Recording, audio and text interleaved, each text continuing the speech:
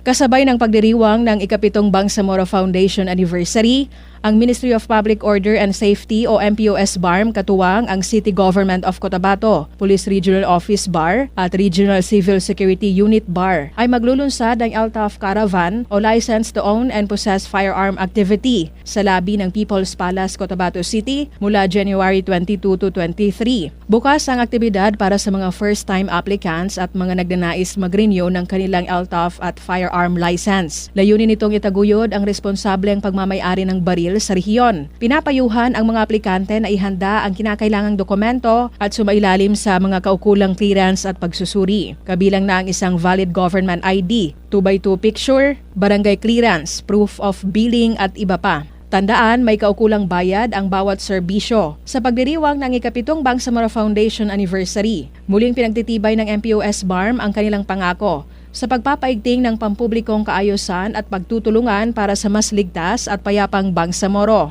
Rufa Mocalid, NDBC, Bida Balita.